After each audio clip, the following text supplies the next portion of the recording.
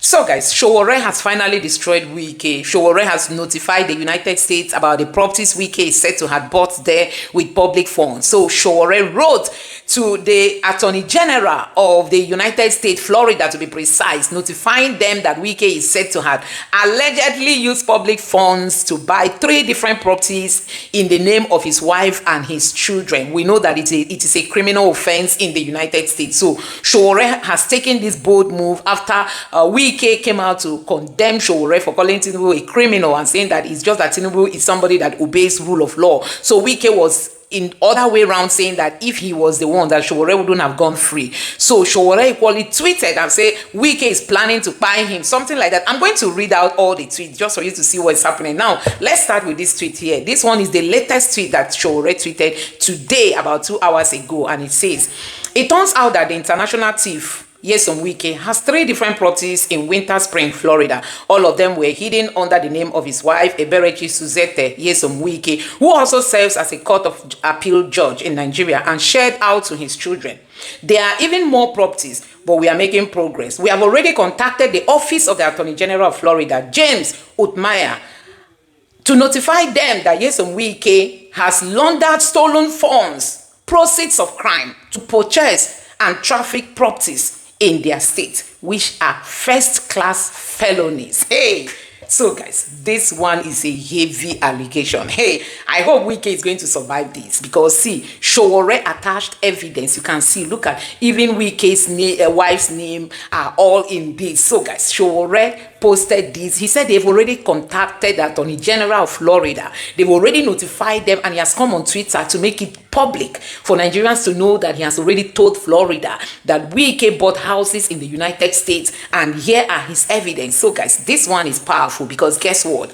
The United States, it's not difficult for them to trace all this, you know. They are just going to use their advanced method of, you know, digging out crime to just know whether Wike bought these houses or not. This one, Wike is coming to Arise Channels Television to say, I didn't buy any house, I didn't buy any house. See, it's not for US. You can only say that in Nigeria, but not for United States, where FBI, it will not even take them 5 minutes to see all that Wike has bought. So guys, I'm going to be reading out the other tweet that Sowore tweeted, Terry. So guys, I'm going to be sharing the video that actually made Sowore to go mad on Wike. Don't forget that Wike came out to criticize Sowore for calling Tinubu a criminal, and then Sowore reacted. After that video started circulating, Sowore reacted and said, I heard that the FCT drunkard, murderer, land grabber, thief, Wike, Ezewo Wike, said Bola Tinubu should have buyed me for calling him Tinubu is a criminal.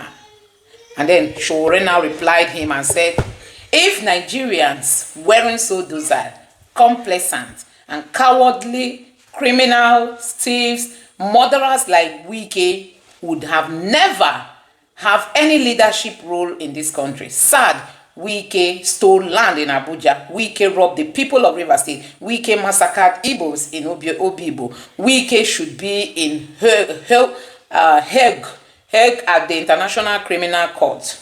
So that was Sowore replying Wike's video. After Wike said that, Sowore even went ahead to release a video where Wike is said to have threatened an INEC official that he was going to buy the man. Now, this one, Sowore said, the crazy killer, drunkard, murderer, land thief, Nyesom Wike is caught on tape here, threatening to buy INEC officials he bribed to rig by-election for him in 2016. Wike is a dedicated criminal.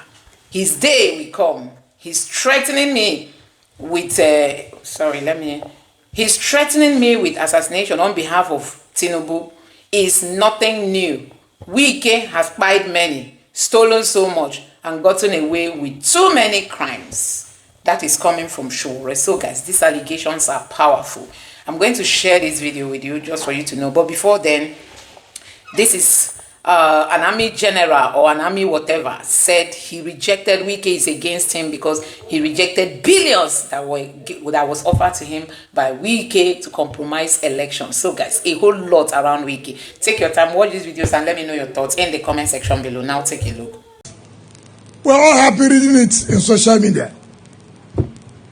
This is a country where somebody who on social media will say Mr. President is a criminal, nothing will happen.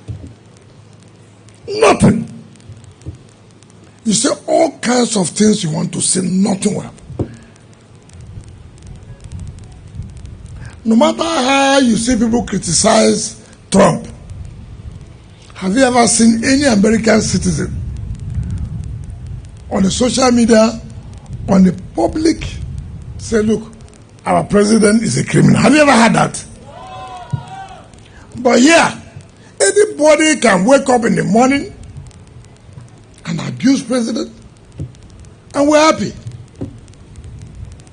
You are lucky you have a president that believes in the rule of law. You are lucky.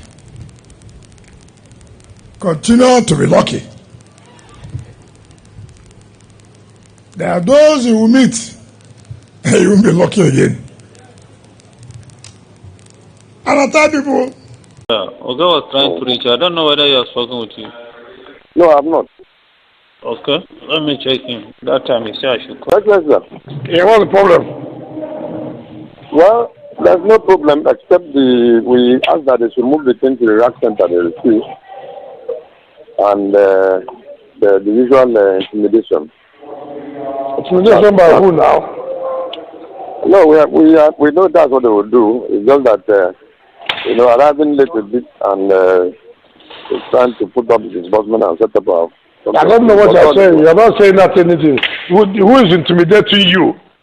No, like me, nobody is intimidating me. There are people there. Tell everybody to be there. Nobody. You couldn't did it. You couldn't say don't move there. You couldn't did it. They couldn't do anything. You understand me? You couldn't go up and did it. So the hero say you will not do it, not kind of fine. Yeah. The hero is posted from where? It's on Plateau. From Plateau. But I'll call the Plateau man now. I'll tell him to tell me if he does not return my destiny, I will deal with him. Don't worry. No, let him just sign, that's all. Maybe that was if he does that he should return whatever. I'm going to make sure that I will kill him in this state. Don't worry. Hello. Hello, sir. Call the bank coordinator. Yes. Of Plateau, the man in the chair. Yes. That I said he should warn his man in Ghana. Okay, sir. That if he does rubbish, he should reform what he did. That if he tries it, that will make sure that he will never leave the state. No problem. So the time I get that he should warn him. If he's playing with people, he thinks that they will collect that and begin to do rubbish. That time that I said that you see what I will do to him. If that's how they be, and then too, I think the man in Ikwere, I think it's also Plateau. I think it's also Plateau. So find out and tell them that call the three coordinators that I say they should tell their people. If they want to joke with me, it's not me. I will kill them in this way before they leave. No problem. If I want to return what they gave them, I will kill them. Just call the three of them. All right.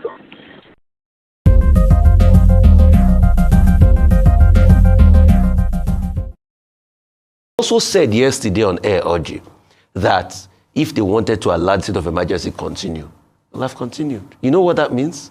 So anyway, it's President Tinubu that keeps giving him all of this leeway.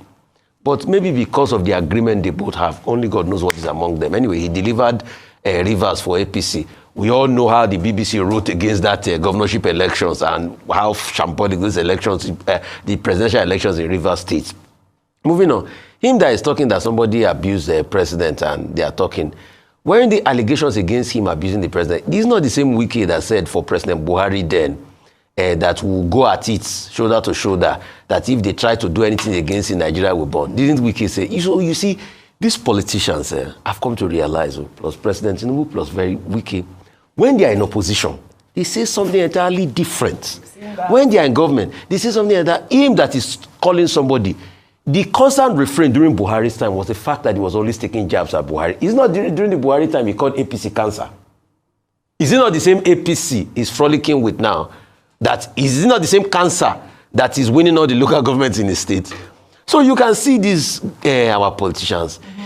In all of this, you will have thought that Mr. Wike will have been more concerned about a more pressing issue, which is doctors going on strike in Abuja FCT that is there. He said something about it there. But that's not the main issue. That the main issue was Fulbright. He had to come and gloat Yeah. that he's there, he's in charge, and all of that. So you see, but I have a word for them. Everything comes and goes. See, I think it was Dr. Abati, I think it was one of our Nigerian famous poets, if it's J.P. Clark, with his famous poem, Riverbed, riverbed, sitting all day long, on hook over grad, riverbed, riverbed, sing to me a song of all that's past, and say, will mother come back today? Yeah. You shall not know, and you should not bother. Tides and market come and go, and so shall your mother. That's stream-side exchange. All right. Tides and market come and go. These people will come and go someday. All right. Dr. Abati, speaking about the fact that, Wike was saying that anything goes in Nigeria. That is not the same country that, somebody called the president a criminal and nothing will happen. Well, we know that the DSS has filed charges. But I want to tie this in with this so we can discuss that. Now, speaking about free speech in the United States, Jimmy Kimmel's show, which was suspended by ABC after he accused supporters of Donald Trump's MAGA gang of trying to politicize Charlie Kirk's death and attempting to portray the alleged killer as someone other than one of them, has sparked a broader debate about free speech and government pressure on the media. His remarks were deemed offensive and insensitive by the ABC, and so they announced that the show will be preempted indefinitely.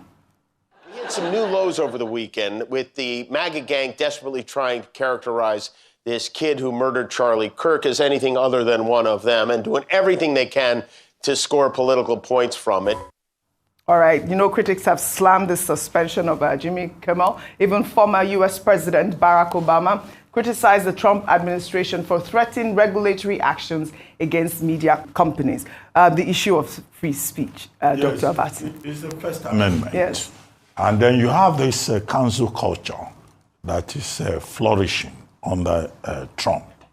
However, I said the problem with it is that it smacks of, modern autocracy, authoritarianism, whereby institutions of state are weaponized to, discredit persons whose opinions you do not like. And in a country where the First Amendment is at the very foundation of the ideals of liberal American democracy, I think it's a crying shame that under President Trump, we have the United States under him behaving like he's running Viktor Orban's Hungary, or the kind of dictatorships that we see in other parts of the world, in authoritarian societies, the old Soviet Union and elsewhere, where people cannot express themselves.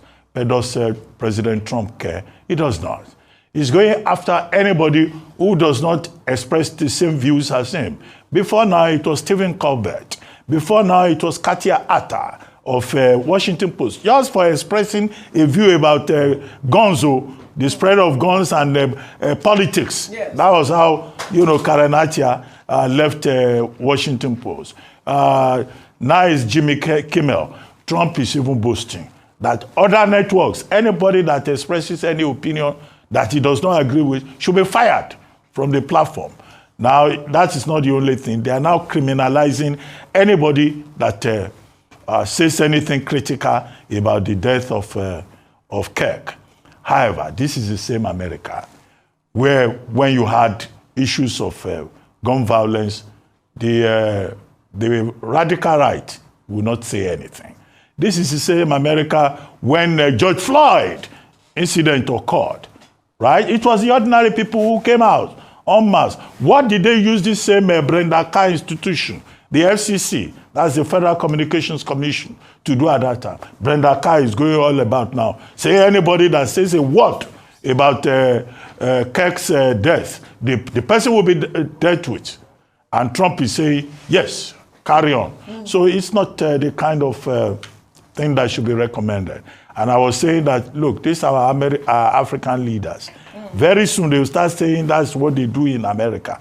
And I think one African leader too has gone in that direction, harassing harassing journalists, harassing people who present programs. But the other side of the hypocrisy is the hypocrisy of the ownership of these channels. Washington Post sucks up to Trump for advantages that the publisher is looking for.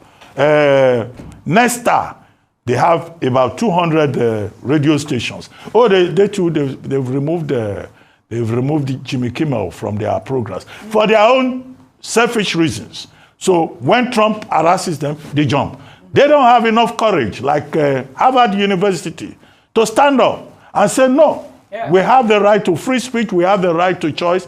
They don't have the confidence to stand up like Lisa Cook, to say that, look, under the Federal Reserve Act, what you call for cause does not apply in my own particular case. Now, the same Trump is trying to intimidate the Supreme Court of the United States on the question of his attempt to control the Central Bank of the United States. So it's a very strange development where America seems to be contradicting its own, democratic values. And Trump setting a bad example for other leaders in other parts of the world. I hope nobody will come tomorrow and say they are doing it in America. We too will do it. So they should not copy bad things. This is why I have the two stories together, because really, Jimmy Kimmel was expressing an opinion. I mean, it's different from actually defamation and all of that. No. That right? Correct? He was just defamation. He wasn't defamation. He was just expressing an opinion. He may be factually wrong. He was expressing an opinion. Yeah. And so we see this sort of media clampdown. And Dr. Patrick rightly said, let them not go and say that they are doing it in America. After all, they suspended the Jimmy Kimmel show. So now we have to be sure of what we are saying. Everybody, let me speak my language. Gente, listen. Well, all right. This is what they're saying. Everybody that cares, they should do whatever they want to do. So it borders down on, what is free speech and all of that. But, platforms are powerful. Yes. How you strike a balance between business and journalism. Where do you draw the line? Where do you draw the line? Well, we are here to speak the truth and transparently, right? Well, all right. Let's take another story now. Presidential advisor Daniel Bwala has defended the constitutional right of Seyi Tinubu to contest for any political office, including Lagos State Governor, despite being President Bola Ahmed Tinubu's son.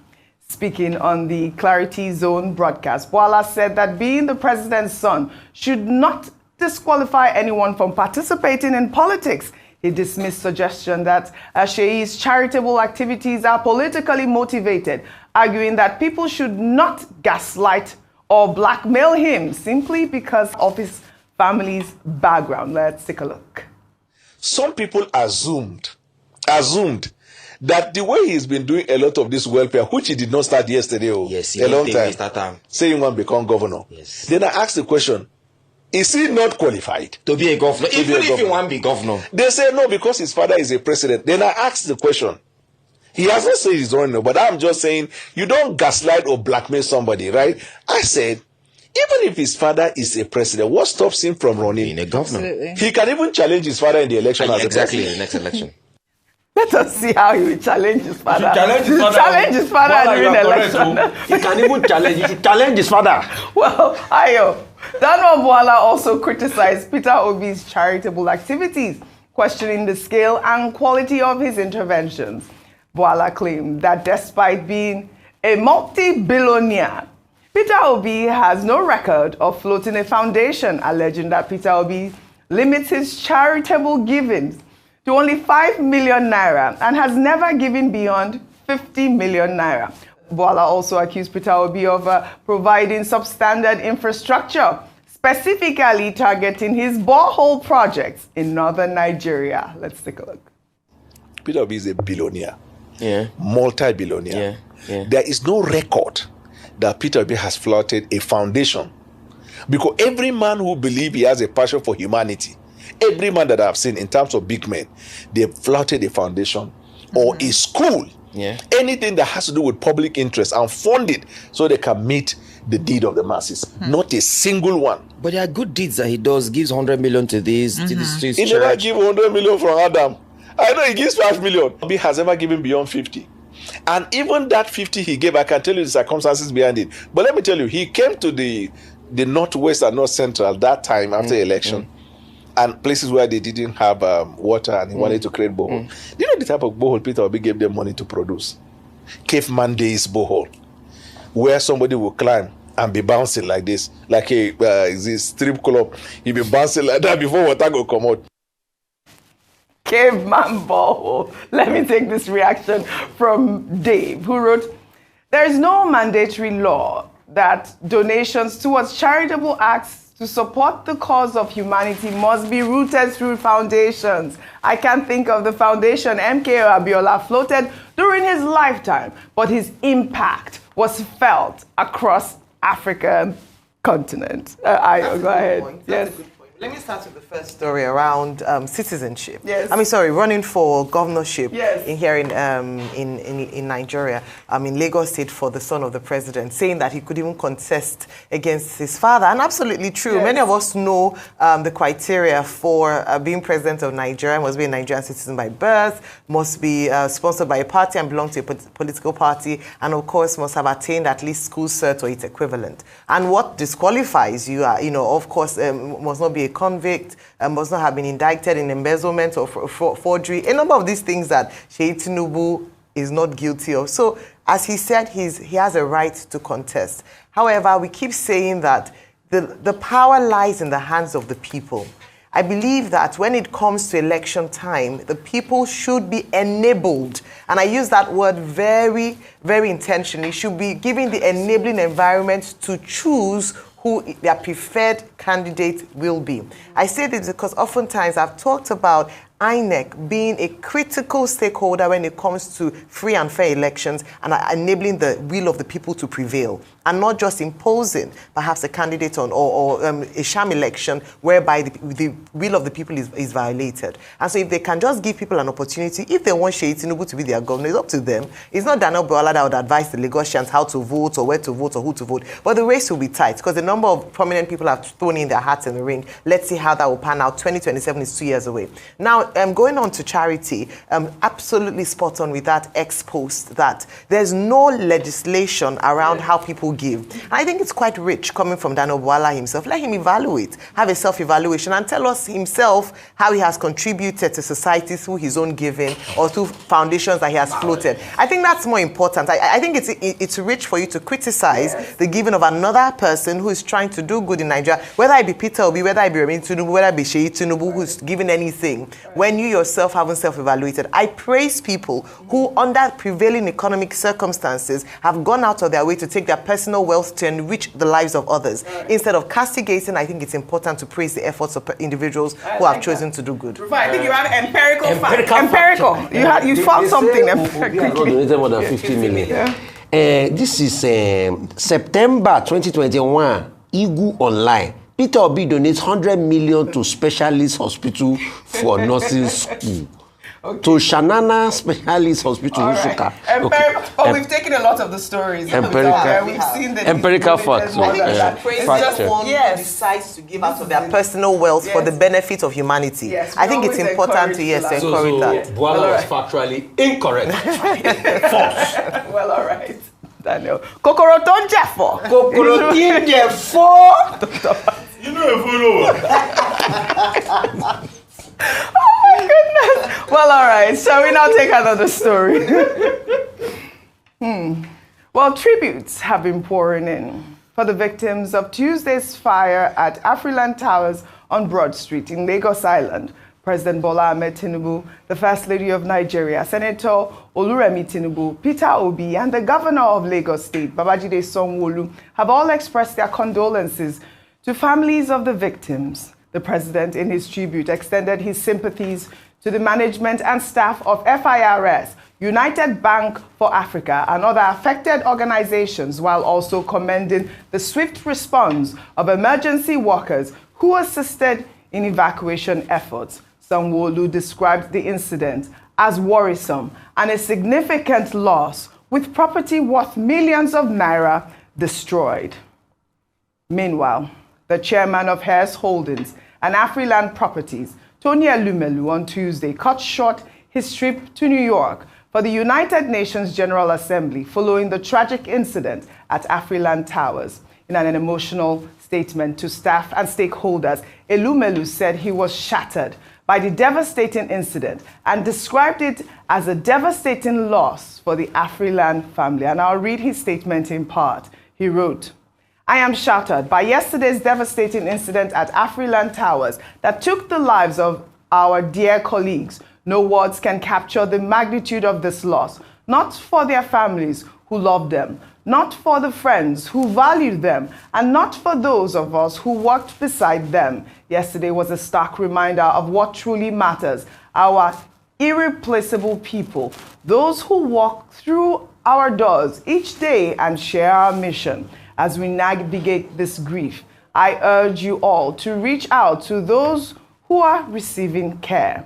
In the coming days, we will convene colleagues in a memorial to honor the memories of the departed as we provide support to their families. I also want to thank all those who supported in one way or the other, from emergency responders and first aid workers to members of the public who showed courage and compassion. A minute of silence will be observed today at 12 noon West African time across all our group companies.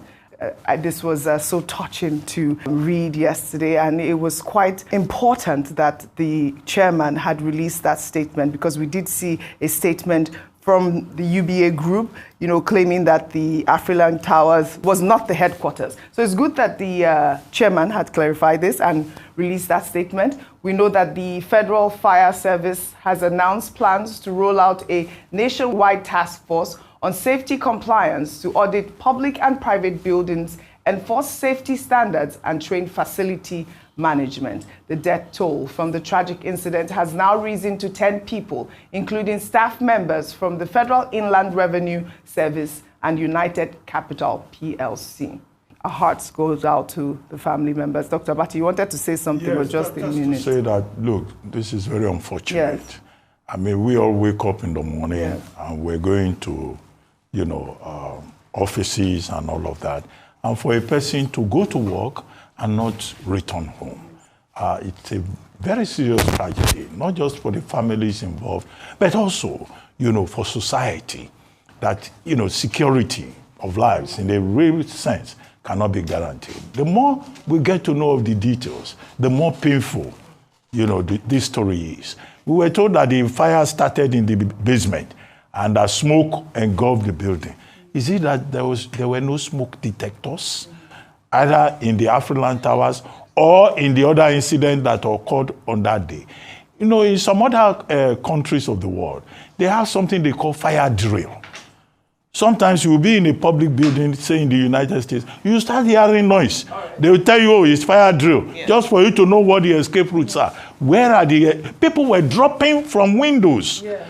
I mean, it's so now you are hearing Federal Fire Service coming up, saying we will be doing okay, they will make this noise, people will issue condolences, and then that's the end of it, until the fire next time. So it's about how we organize our society and the value that we place on the building code and the integrity of electrical installations. There must be regular checks.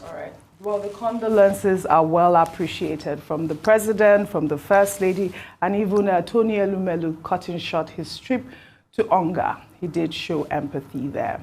May their souls rest in peace. I hope this never happens in Lagos. Well, still in Lagos, the government has launched an investigation into a viral video showing students allegedly smoking and drinking inside their dormitory. The footage, which surfaced on social media, reportedly shows the students from Excel College in Ejigbo engaging in these activities inside what appears to be their boys' hostel. That was so shocking.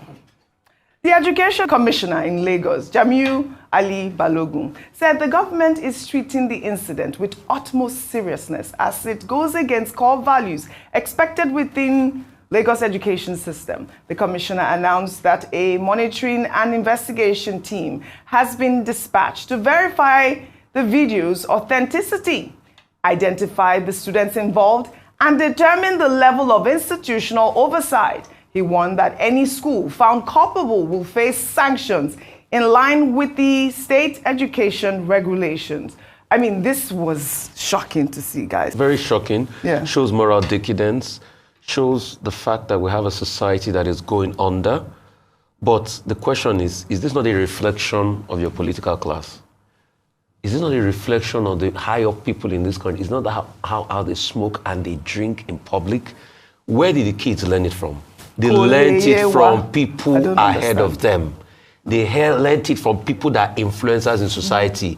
They learned it from influencers that politicians use during time of elections, that they know that it's not in this country that they use somebody to be ambassador for NDLEA that is an open what's it called, user of marijuana.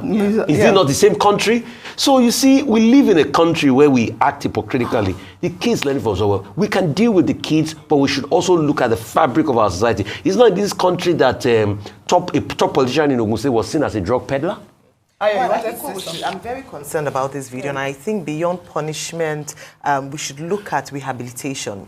These are children who have a bright future ahead of them. And like Rufai said, we can investigate the causative factors, why they emerge like this. But I think beyond that is, once we find that out, then we need to fix it and ensure that these children are being able to be rehabilitated and able to make something out of their lives. I hope it will not just be punishment and damnation for them, but also recovery for them. And rehabilitation is very, and it's not just for them. I mean, I don't know how yes, there are many many schools. It's only, Excel is not just the one that's outstanding. There are many boarding houses like across Nigeria where we have situations like this. We should deal with it. Once upon a time. Well, it's good that the commissioner for secondary school education in Lagos is saying they will investigate. But once upon a time in this country, when you have dormitories, this is a hostel, they usually have a house master or a house mistress who lives with the students and who monitors them, keeps an eye on them. Yes. In fact, when we were in secondary school, that was the time they introduced soldiers. The soldiers even used to live in the hostels. You dare not come late, you dare not misbehave. Soldiers will wire you. They called it a war against indiscipline at that time. Now, all of those standards have collapsed. Where is the Ministry of Education unit that goes to these schools, whether public or private, to ensure standards? This is it. And to monitor that basic protocols are enforced. The other part of it is, well, drug education. You know, there used to be no to cultism in schools, cultism and drug abuse, you know, and the children were encouraged, you know, not to take drugs. But the larger societal problem is true. Absolutely. But it's not every parent that is a drug addict. There are still families that are producing good children. As you were discussing yesterday, without a strong family base, you will produce charlatans in this society. That was one of the core thing that you said during your lecture yesterday. I'm glad that the Lagos state government is going to probe this, and we will follow up on this story. Now let's go to Kaduna, where the Olu of Warri Kingdom, Ogiame Atuashe III, delivered a powerful message on Thursday to senior military officers. Speaking at the Armed Forces Command and Staff College in Jaji, the monarch declared that Nigeria's greatest battle is not against bullets or bombs, but against moral decay and broken family values.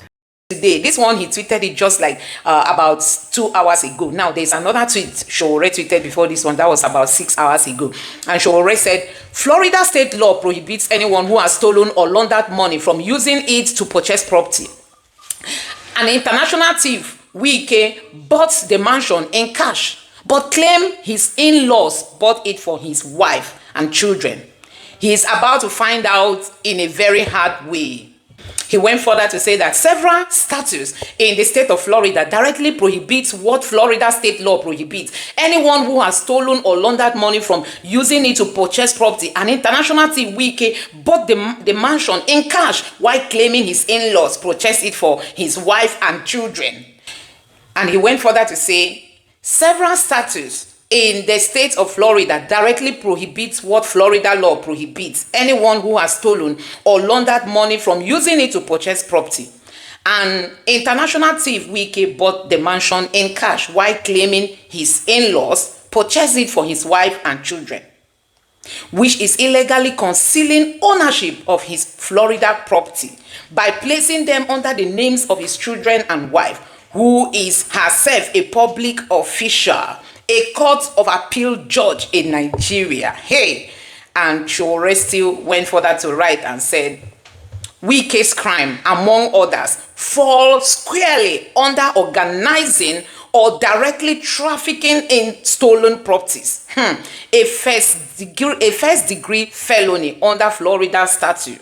He now quoted, punishment by up to 30 years in prison. Nyesom Ezonwo Wike, Nigeria's Federal Capital Territory Minister, illegally grabbed land in Abuja for his family, but he could never escape his 2 million illegally acquired mansion, which is a property trafficking in Florida. And Sowore went ahead to add he went ahead to add all this evidence of the property and some other articles that he added here, some headlines that talked about Wike buying houses. So guys, I'm going to be reading the next tweets that Sowore tweeted, the third tweet. So these are the two first tweets that Sowore has tweeted today, and we are going to be seeing what Sowore tweeted like 7 hours ago. Sowore tweeted this 7 hours ago, and it says, for the thief Nyesom Wike, who stole money meant for the poor to buy $2 million mansion for his children in Florida, but never checked how things work there. Let this be a lesson to you that in the US, presidents can be called out in whatever way citizen chooses.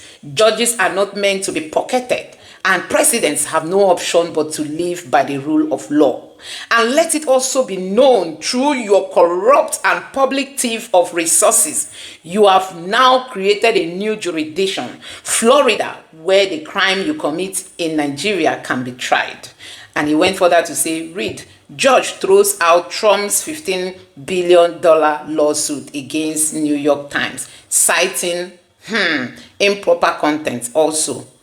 So he just added this just for him to see that even people like Donald Trump, the court does not spare them in the US. It's only in Nigeria where the executive will pocket the judiciary and the politicians will also pocket the judiciary.